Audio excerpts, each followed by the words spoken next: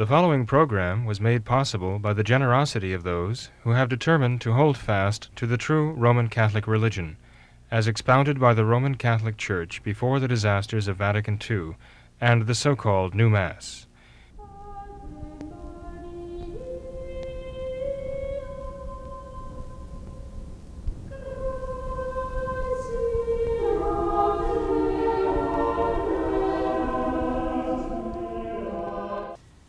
Hello and welcome to What Catholics Believe. I'm your host, Thomas Nagley, and with me tonight is Father William Jenkins. He's a member of the Society of St. Pius V. He's also the pastor of Immaculate Conception Church right here in Norwood, Ohio. Hello, Father. How are you tonight? Very fine, Tom. Thank you. And yourself? Doing well, Father. Thanks for being here. You're welcome, certainly. Father, in our most recent video, we spoke of the topic of college, in particular how that pertains to the traditional Catholic young person and the view that they should take on college. And in that video, Father, you appear to take a rather strong anti-college stance, and in some circumstances at least. And some of our viewers are a bit concerned that your anti-college stance, at least how they perceived it, is rather contradictory when compared with your academy here, Immaculate Conception Academy in Norwood.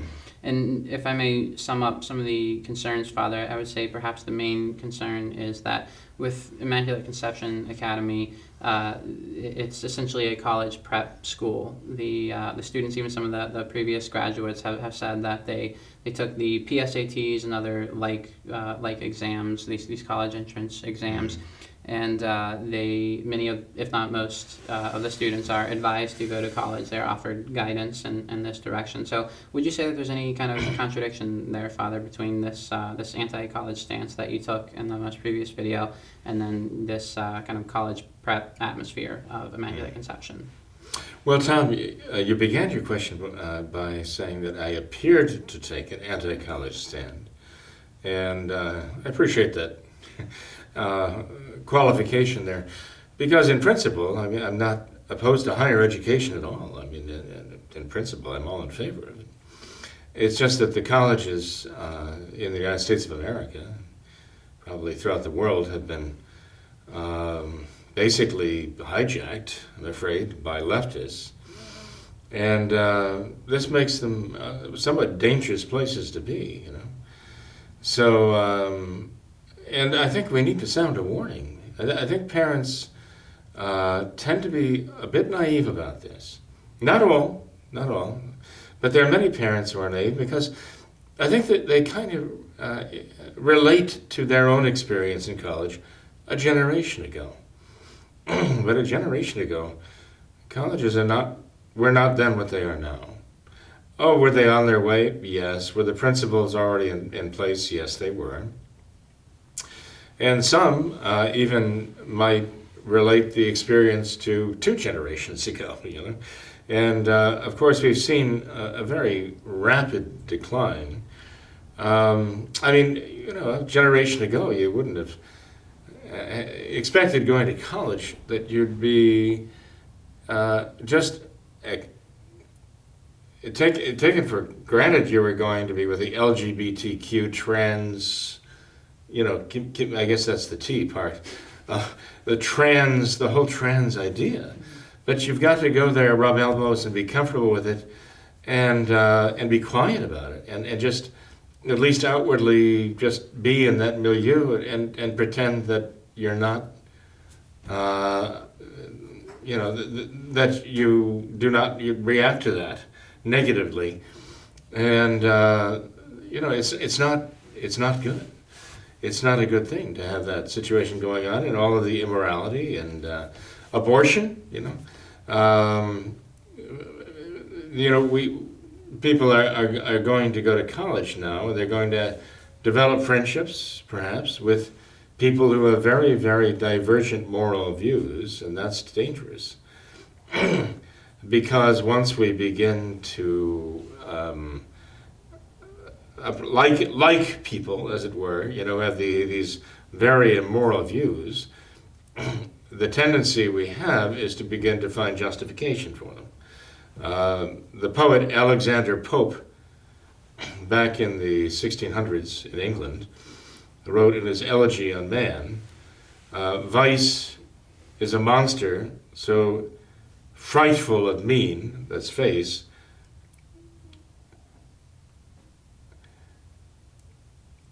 as to be hated needs but be seen. In other words, you see vice, and your first reaction is to hate what is vicious. Yet, seen too oft, familiar with her face, we first endure, then pity, then embrace. And there's a great deal of wisdom in that stanza, because, again, he's pointing out that as long as we are required to just carry on and live in this milieu, eventually we find it, we begin to tolerate it as an evil, right? We endure it, in other words. But after a while, we develop a kind of natural sympathy for it. And that the next step then, as we develop a certain sympathy for it, is to kind of normalize it and accept it as just okay, you know. And this is what the homosexuals outlined as their plan, precisely to bring homosexuality into the mainstream, as though it was not only normal, but even admirable. Mm-hmm. And this is where we are right now. So when people go to our college campuses these days, especially the state colleges and the so-called Catholic colleges, and I stress it, especially the state colleges and the Catholic colleges, there is that great push to normalize this. And there is a certain danger that this represents to the Catholic conscience. Now, does this contradict, saying what I just said, does it contradict what we have at the Academy? And the answer is, I don't believe it does. And the reason being is because I believe that our program at the Academy is very strong, academically, but also morally. And I believe that there's any place, that I know of anyway, there's any place that actually prepares students to address these issues, it is our Immaculate Conception Academy. We deliberately prepare them morally as well as intellectually. And I believe our students are very well prepared, both intellectually and morally. And we have a guidance counselor now who has a great deal of wisdom, and I think he's ideally suited for the task of preparing them intellectually and morally in union with the rest of the school, with the classical educational program, to prepare students to go to college, fight the good fight, and actually win the battle, not lose it, not losing their soul, but actually gaining souls for our Lord by their powerful examples. And standing up for Catholic morality in their own life and also publicly in the public forum. The classical program of education is suited for that because not only in the early years of their schooling do they learn the facts and the math and English and science and all this, they gain a great deal of knowledge there. But then they go on to the level of learning to understand arguments and argumentation, to draw conclusions and reason by induction and deduction. And then to go on to the third level of rhetoric, where they can not only examine the arguments that are presented to them, but they can also fashion arguments of their own and present these in a very compelling way. And this is exactly what you need in order to go out into the college campus, into the public forum today, and represent your faith. So, I mean, it is precisely because I see these dangers and what I consider to be a certain naivete with my generation of people and the generation behind me, that they don't necessarily grasp how tragically flawed these colleges are these days, and to call them dens of iniquity, in many ways they are. I mean, recently we talked about sacrificing children to Moloch, and I can't help but see that this is the modern way of sacrificing one's children to Moloch, to send them to these temples of Moloch, which constitute many of these leftist universities. But, I mean, that doesn't mean there are no good people there. That doesn't mean there are no good professors there. There are. There are, and they're trying to fight the good fight. I'd like them to also have good students, such as we produce, to be there to bolster them. I just don't want students being sent to college in order to pad the pocketbooks of leftist professors, leftist institutions, by taking student loans and indenturing themselves as servants to the government. So when they do graduate, if they do graduate, they owe tens of thousands, if not hundreds of thousands of dollars to the United States government. And here they might be looking to marry and start families with that load of debt on their backs. I don't want to see that happen. But I don't want to see young people going to college who have no need to go, because they're going into trades or other things that are very, very useful and very important, absolutely indispensable to any society. They can make a good living with these things, and they don't have to go to a college or university to gain those skills. I hate to see even those who are going into professions that need college training, and there are many of those, heaven knows, these days, that actually demand college training. And but the individual student is not prepared morally to face the challenges, and will wind up perhaps learning wonderful things on the natural level in the process of losing their faith and losing their morals. I don't want to see that either.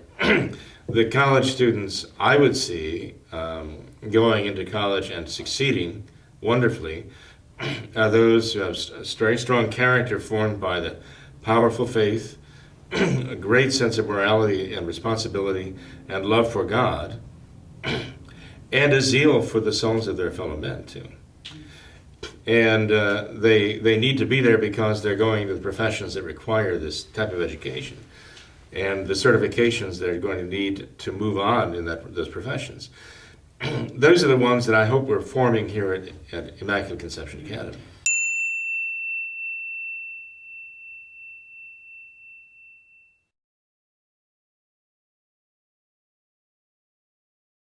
Well, Father, would you classify the academy as a college prep school then? Because it seems in a certain sense, at least, that you're doing that. You know, you're trying to say that you are attempting to prepare students intellectually, but also morally and spiritually for the challenges that they'll face in college. So would you classify Immaculate Conception? Well, in all my 35 years here, Tom, I don't recall ever having referred to Immaculate Conception Academy as a college prep school. Okay. Not that it isn't. It is, really. I mean, the school does very well prepare students to go into college and be good members of the church militant and stand up for what is right. They have the intellectual and the moral, the spiritual formation they need to do that. But I don't think of it in that kind of, I would consider the idea of college prep school to have a certain narrow focus. And I think the classical educational program is much wider, much more inclusive than that. Okay. Than just say, okay, we've got to get these kids ready for college. Rather, I mean, the expression that I've heard often is preparing them for life. But even that is very narrow, I think, you know, but I like to see us preparing our students for everlasting life. Sure. This is what really matters as far as I'm concerned. I want them to find not only their avocation as plumbers, as lawyers, as doctors, as electricians, whatever their avocations may be, I want them to be able to find their vocations. Whether their vocation is in the consecrated life of a religious or a priest, the life of a husband or a wife, raising a family, or just a single person in the world. I say just, that's a vocation in its own right. and a means of sanctification for a soul in the service of God, in a special service to God. And so this goes beyond college. So I don't consider Immaculate Conception Academy to be merely a college prep school. But I guess I would have to say, in that sense, yes, it is, but it's so much more than that. Well, Father, another point that I've heard raised is that you enumerate all of these terrible things that can come about with the college experience and a college education, and you seem to speak very highly of trades and like-minded things. But why in your school is there such an emphasis on college, and why is there not very much emphasis on the trades? Why are there not many shop classes or? Well, for one thing, Tom, it's true we don't have a lot of shop classes. But I tell you, in the past, we have, and we still are very open to this, that after a student, high school student, completes his sophomore year, that student can enroll in college classes for the trades. And there are certain students who in the past we found very, very drawn to that and very gifted in just hands-on work. Where would we be without that? I mean, it's hard to have indoor plumbing without plumbers, you know. And these days, I mean, probably someone can go into the trades, make a very good living, and be a very good supporter for a family. At the same time, because of his classical education, also be very much very gifted in literature, can become a poet and do many other things he wants to do. You don't run into many plumber poets, but the classical education can form people who can do that. They're very well grounded. They may be in construction, but they have a soul, and the soul loves beauty, and they can be great musicians too at the same time. So it's not like the Common Core or the socialist idea, train somebody to be a plumber and don't teach him anything else. You know, just tell them, okay, this is your lot in life. You're a plumber, you're an electrician, you're a dish digger, whatever it is. You work with your hands, and that's all there is to you, so you're nothing but a piece of machinery. That's not the classical education. The classical education sees the plumber, the attorney, the doctor, the priest, all being well educated in the arts, the sciences, and they can communicate with each other in a very interesting way on all levels of these things. And the avocation that one has in life does not limit that person, as it does in a socialist or communist environment, in a leftist society, where somebody's kind of earmarked and just kind of groomed to be kind of a wage slave his entire life, and that's all there is to him. That's all he has to live for. That's not the Catholic, and it's not the classical means of education. Now, the fact is, though, it depends on our students. I mean, we're very flexible in terms of our students. The reason why we might have a sophomore who expresses an interest in going into a trade school, while still being a student at the academy and coming and attending classes there maybe half a day, and then going to the trade school. And the reason why we do that is because we do want the student, no matter what trade he's going into or she's going into, we want them to have the background in the faith, in history, right? In the sciences and the other things that form the soul. So we don't just tell the child, you want to go into a trade, okay, you need to go somewhere else, and we're not going to accommodate you.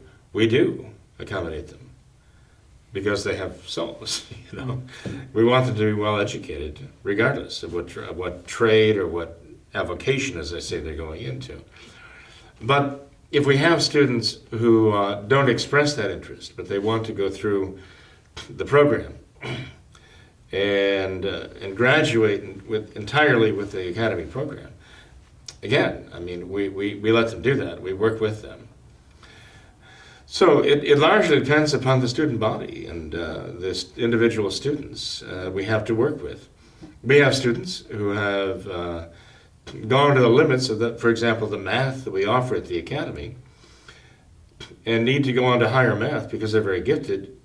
And so we let students go off to college and attend college classes even during the school day. We want them there for the religion class, you know, and other classes, again, that are more spiritual and that form the soul. But we'll work with students both ways, allowing students who, let's say, are very gifted in math or sciences to go off and take math classes or science classes that will get them advancement in college. At the same time, we'll let a student who wants to go into a trade go off, take time in the school day and go off and learn things that are conducive to the trade that the person wants to learn.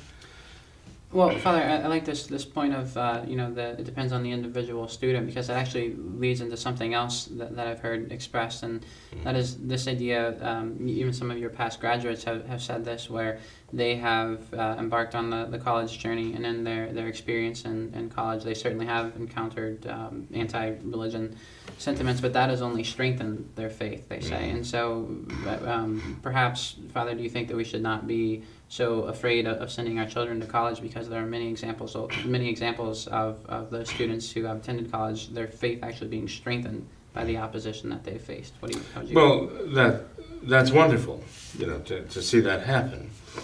It doesn't entirely surprise me. Nonetheless, there's a danger there, and I think anyone reasonably would, a parent or an educator, priest, religious sister, for example, would fear sending any soldier into battle, no matter how well prepared he is, because nobody is invincible. And we realize the devil has, certain tricks up his sleeve. And we also see that there are those who have been damaged by going. Now, the students who come from our school here and graduate from our school here, I'd have more confidence that they can deal with this in an effective way and actually win souls rather than lose their own. But there's only, what parent would have a child get his or her first driver's license, turn them loose on I-75 or I-71 or I-275 here in the Cincinnati area, and not be kind of worried, like, what's going to happen to my child? Even no matter how well prepared the child is. Why? Because there are a lot of other drivers on the road, and they don't always follow the rules. So, no, I think it is very important for us to be concerned, because then we keep an eye on the things, In other words, if I sent students to college who I thought were very well prepared, but I didn't express to them my concerns, but just said, okay, everything's fine, you got this, go in there and, as Francis said, make a mess of things, make a mess of the college, in the sense that you're going to turn it upside down and, convert them all. Okay, I can give them the pep talk and the prep talk like that, right? But at the same time, I'm going to express to them my concerns. If you begin to compromise and give way here, you can fall very far, very fast. So be very careful. I have to express my concerns to them because I want them to be concerned.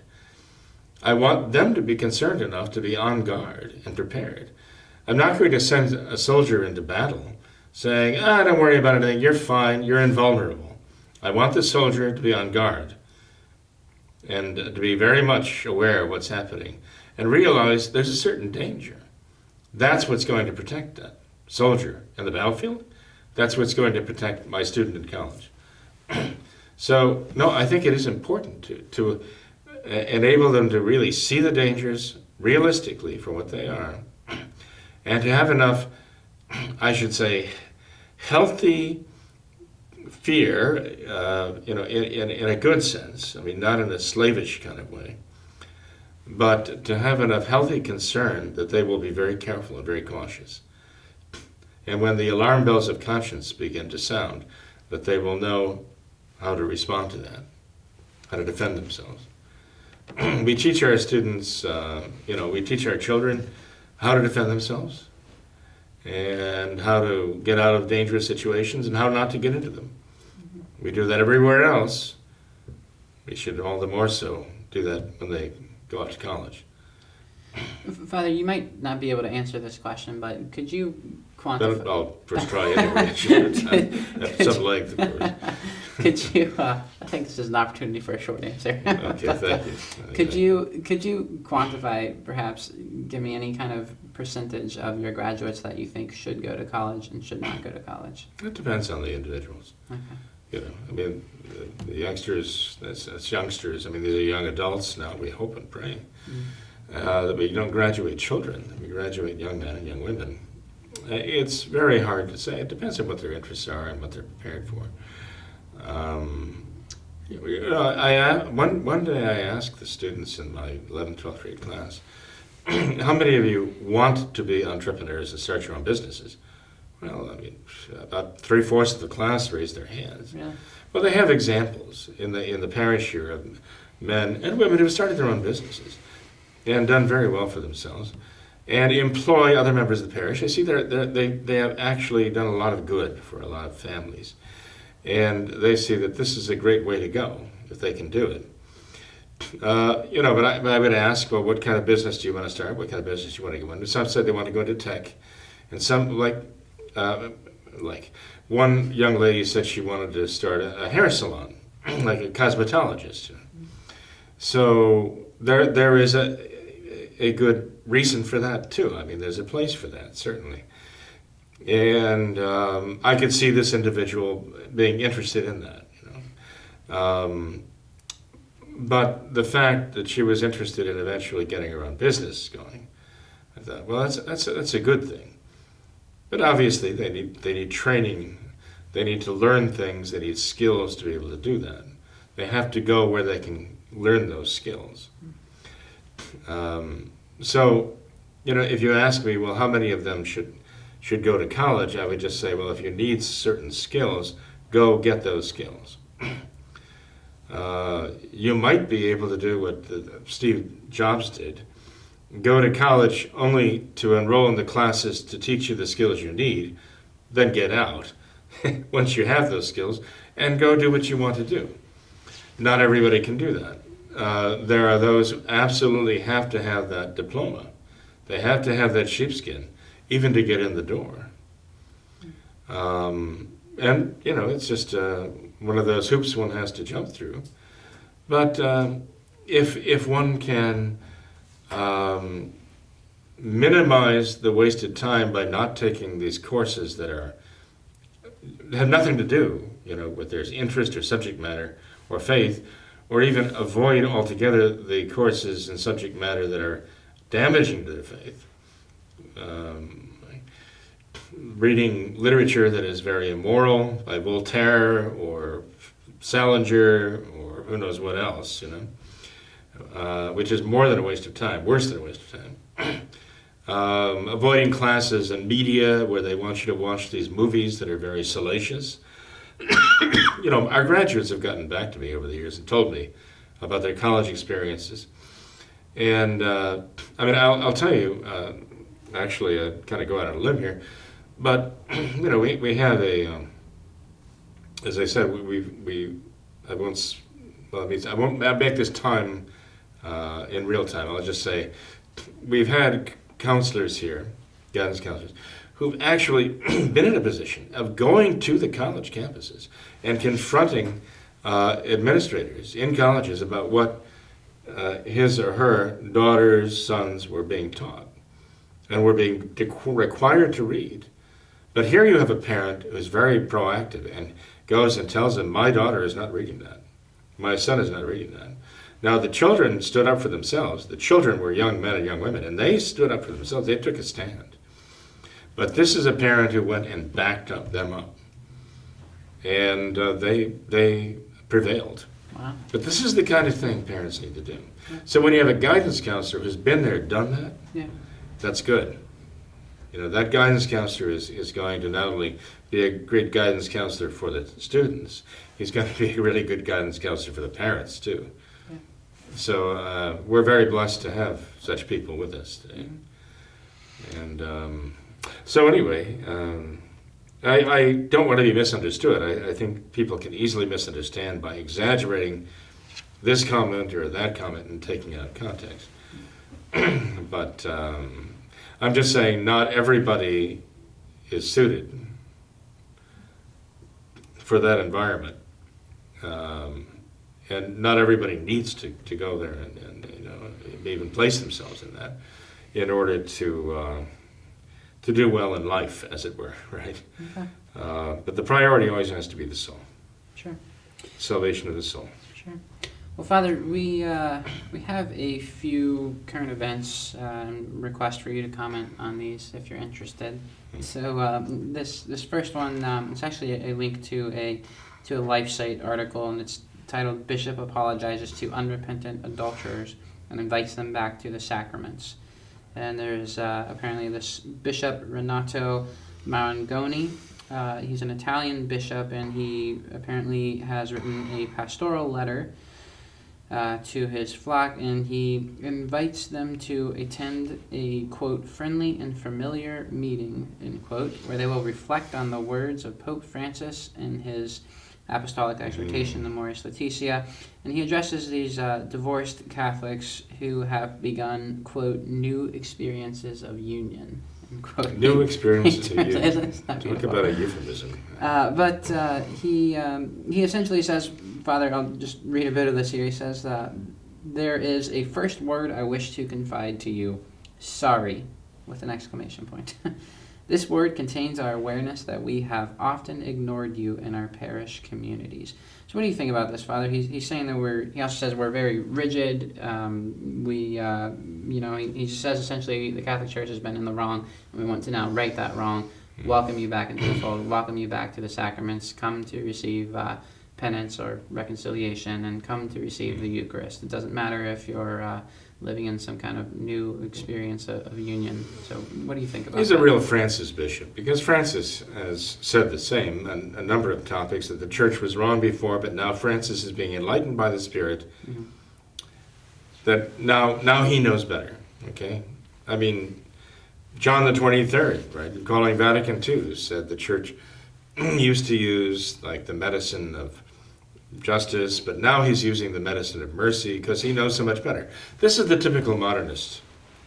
He says, this is what the Church used to do, but we know so much better right now, because now we have the Spirit enlightening us to see all the wrongs that the Church used to do, and we're going to make them right. And of course, this is, as St. Pius has said, characterized by audacity and pride on the part of the modernist. No, this man, a New Order bishop, he really is a New Order modernist. He writes a pastoral letter to his flock, and it's especially directed to those living in open adultery, right? Unrepentant adultery, to come and receive their sacraments. He's going to give them the wafer from the Novus Ordo and show that they are in full communion and in good standing, right? Yep. And he's going to legitimize adultery, basically. So it's a scandal. This is obviously mortally sinful. This is one of those areas where you see that people who are so much hope and against hope that the Novus Ordo Mass is valid, they're actually in practice saying, gee, we hope the host that he's giving these adulterers is really the body of Christ, which would be a horrible sacrilege, you know. But they're hoping that it is valid so they can do these things to the body of Christ. I mean, how can one hope that? You have to hope it's not valid, you know, when they do such things and they commit such sacrileges, if they are. I mean, if that's just bread they're giving out, it just symbolizes the body of Christ, that's just a communion service, a Protestant communion service. But if it really is the body of Christ, that is the most horrible sacrilege, like the very type of thing you'd find in satanic worship, to invite people in the state of mortal sin like that, and flagrant, opened mortal sin to come and receive. If that is the body of Christ, do we really want that? Are we really urging and arguing for that? I would hope not. But anyway, this is expressing the mind of Francis.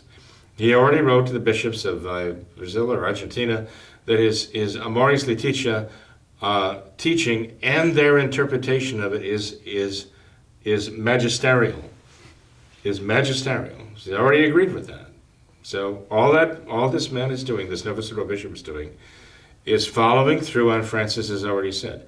We shouldn't be surprised, therefore. And it seems to be a theme, Father, because the article references multiple other bishops who have done the same thing. Sure. So. The so-called Bishop of Malta has already done the same thing. So this is just following through on what Francis is already saying. So all these roads go back to Francis and what he's doing. Do you see this becoming more mainstream? Do you think that this will become a new... I guess Francis doesn't have doctrines in his church, but do you think that this will become kind of more and more widespread? Oh yeah, as the LGBTQ is becoming mainstream in the modern church because Francis is promoting all of these people in positions of power. Right? So that is definitely also becoming more mainstream.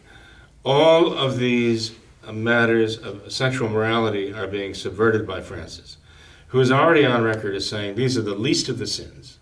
The lowest things we should consider. We have to consider other things that are much more important, like such as poverty and capitalism.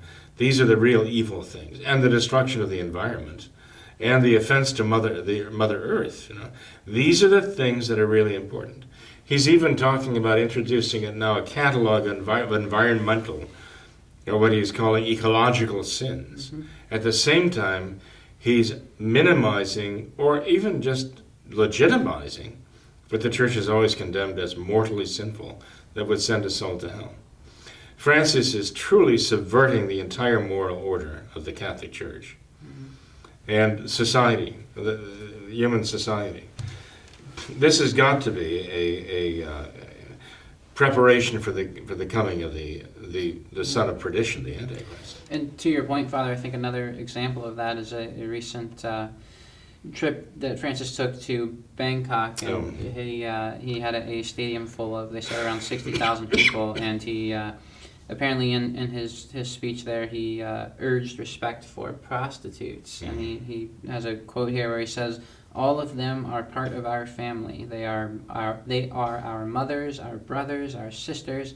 Let us not deprive our communities of seeing their faces, their wounds, their smiles, and their lives." So this seems to be exactly what you're saying, minimizing these sins of evil and normalizing instead, and legitimizing. Yeah. What a terrible thing to do to prostitutes. What a terrible thing to do to them, to make them think that what they're doing is just fine. And how many of them wind up aborting the children too. And they're keeping this business, this immoral business going. And often the women themselves are slaves. They're slaves to these. Doesn't Francis understand that? Yes, he certainly does. He actually, back in Argentina, was a really good buddy of someone who did exactly that. That's what he did for a living. He maintained the slavery of these women. And that's how the man became rich. So, we have to see Francis as a pontifical hypocrite. He's like, the supreme pontiff. He's like the supreme hypocrite for what he does and what he says. And by the way, that is showing itself in the finances of the Vatican right now. The Secretary of State of the Novus Ordo, Parolin, Francis's right-hand man over there, the man who is basically the apologist for the selling out of the Novus Ordo Catholic people in China, selling them into slavery and to persecution at the hand of the communist Chinese government. This man admitted that he was behind the recent bank scandals, and it was his decisions that got the Vatican into this. But there are so many of these so-called cardinals and monsignors and bishops and archbishops in the Vatican who have their hand in the till, and they are up to their ears in scandal with regard to financial misappropriations and double dealings and so on. There's so much of this going on right now. We just saw the Marxist president of Bolivia, Evo Morales, forced to resign and flee the country. He was so corrupt. But he's been president there for what? Going on maybe 14 years now? All this time he's been the great puppet of the communist Chinese. sending $700 million worth of aid in a short space of time to prop up the socialist government of Evo Morales in Bolivia. Morales was the one who gave Francis the hammer and sickle crucifix, okay? He's a communist. And what brought about his downfall, the Chinese are very, very heavily involved in South America. We've seen how they're propping up the government also of Madeira, right? Madeira in Venezuela, right? They're propping up that government down there, the socialist government, and so it was in Bolivia. What was the occasion that made it necessary for the communist Evo Morales to give up control of the government in Bolivia? Well, not long ago, months ago, we saw that the rainforest in the Amazon was burning. The celebrities made a huge issue of that, all right? Mm-hmm. The burning of the rainforest, the Mother Earth goddess is being attacked, and the environment, the lungs of the world are being attacked. Oh my goodness, they were all excited and all upset about that. And this was showing how bad Bolsonaro was in Brazil, as though he was responsible for that. But actually, if you go to the website, Call Me Jorge, you remember that that's what Francis said. When someone said when he was elected, the pontiff of the Novus Ordo, what should we call you? Yeah, just call me Jorge. So they took that name as their website. And I found that when they post something on there, they can back it up. They have good sources to show that this is true. I just posted an article there showing that Evo Morales was actually burning off like millions of acres of rainforest to clear land to raise cattle. And the cattle were going to be marketed in China. He was going to sell, that was his way of paying off the Chinese, in a sense, in cattle, the communist Chinese, by having the cattle to send over for the market to feed the Chinese. And this is how the Chinese are going to provide for, the communists are going to provide for their people. You see this investment they have in these lands is really for the benefit of their market back in China and to keep them in power. And here is Morales burning off all of these acres there, which is then represented as the evil deed of the conservatives, not the socialists. But when the people were so upset because they knew the reality of what was happening here and who was behind it, that Morales had no choice but to sit down and flee the country. He's fled to Mexico, where he's now welcomed. He's got sanctuary in Mexico. This happens time and time again when you have a socialist. It was so ruining his country. He has to not only step down, but he has to run for his life. Because look at Lula, who was just there. Look what happened to him, right? Now he's gotten out, and he's now insisting that he's going to make everyone's life miserable. That's not the expression he used, but I'm not going to use the expression he did. But they were already making people's lives miserable when they were in power. And now that when they get out of prison, they're back to make people's lives miserable again. This is what the left does. And what I'm getting to is this, that Evo Morales, the communist, has a Vatican bank account. 325 million euro. 325 million euro personal bank account in the Vatican Bank, the Institute for Religious Works. I think he's going to live probably a pretty comfortable life in Mexico with that money. And where did that come from? Communists paying communists, right? So, in any case, we see these things happening in the Vatican right now, and we realize how corrupt things are. I understand that I've been told, anyway, that on the latest flight that Francis was on from Japan back to Rome, he was even talking about all of these Vatican bank scandals and indicated that these are the mark of a healthy bank. All of these scandals and the uproar that they cause. Now, I haven't seen that report yet, but I'd like to see, exactly what he said there. Tell you, we're going back to this bishop you mentioned in Italy who says he has one word to address to the adulterers in his country or in his diocese. Sorry. I'd like to see. I mean, the Italian expresses "mi dispiace." Mi dispiace means I'm sorry. Okay. I wonder what was the exact Italian expression that he used when he said, "I have one word for you, and this is it." Okay, one expression for you. Sorry. I don't know what the Italian said, but certainly if the English translation is any representation of that, then I'd say he represents a complete surrender of the Catholic moral order to Satan. That's what that represents. He might as well be saying these words, and eventually I suppose they will. Eventually, this is the way we're going, the modernists will bring it to the point where they actually are apologizing to Satan for having given him a bad rap. That's what Satan is really after anyway. That's what he really wants. Yeah. He wants an apology. He wants to be rehabilitated, and he wants to be acknowledged that he, in fact, is the good guy. That's where they're going.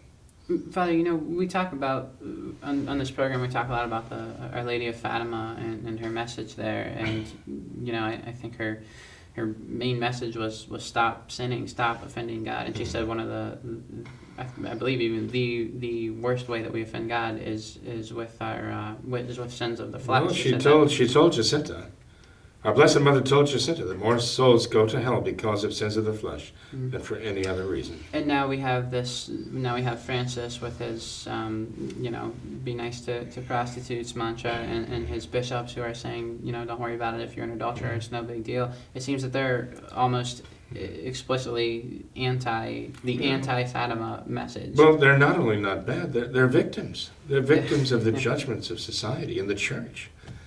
Getting victim status really makes you admirable in the eyes of the world today. And this is what they do. I mean, they subvert the moral order so that what was considered vicious and shameful before is now admirable.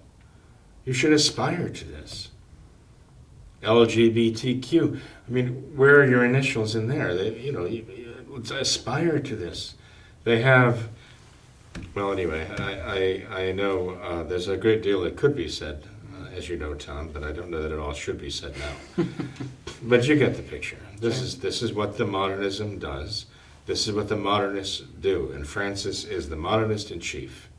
He is the supreme pontiff of modernism.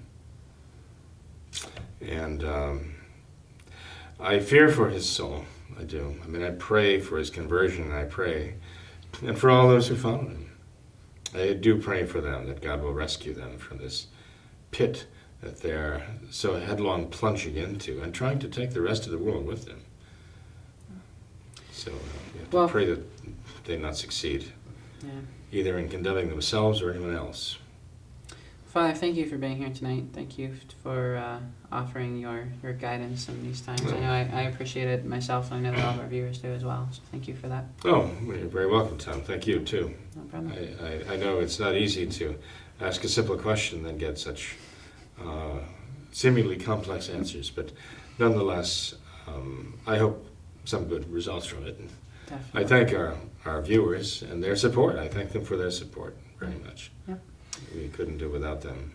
That's right. Well, thanks to all of our viewers for watching this episode of What Catholics Believe. Until next time, we ask that you all remember the words of Our Lady of Fatima, to consecrate yourselves and your families to the Immaculate Heart of Mary, and to pray and do penance. Thank you, and God bless you.